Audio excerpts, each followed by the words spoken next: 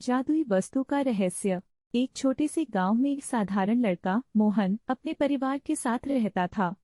मोहन का जीवन बेहद साधारण था, लेकिन वह हमेशा सोचता रहता था कि कहीं कुछ खास हो, कुछ जादुई। एक दिन गांव के पास जंगल में घूमते हुए मोहन को एक चमकती हुई वस्तु दिखी। वह वस्तु थी एक सोने की अंगूठी जो हल्की सी चमक रही थी।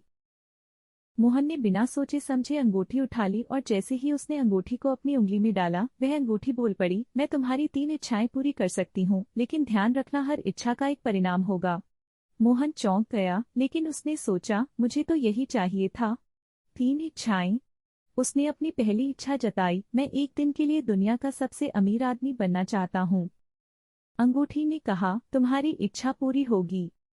अगले ही पल मोहन एक महल में था जहां सोने और हीरे की बोरियां पड़ी थीं। वह खुश हो गया, लेकिन उसे जल्द ही एहसास हुआ कि अब लोग उसे केवल पैसे के लिए चाहते थे, न कि उसकी अच्छाई के लिए।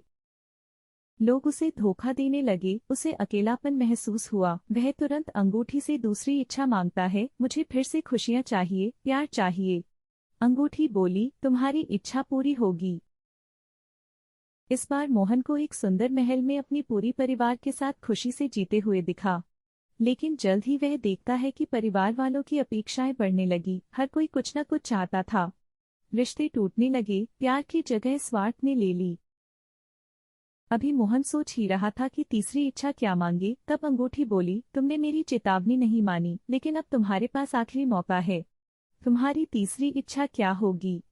मोहन ने सोचा और कहा, मैं चाहता हूँ कि मैं वह सब कुछ पा सकूं जो मुझे चाहिए, लेकिन बिना किसी जादू के, सिर्फ मेहनत और सच्चाई से।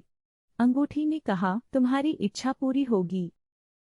अगले ही पल मोहन फिर से अपने गांव में था, लेकिन अब वह पहले जैसा गरीब नहीं था।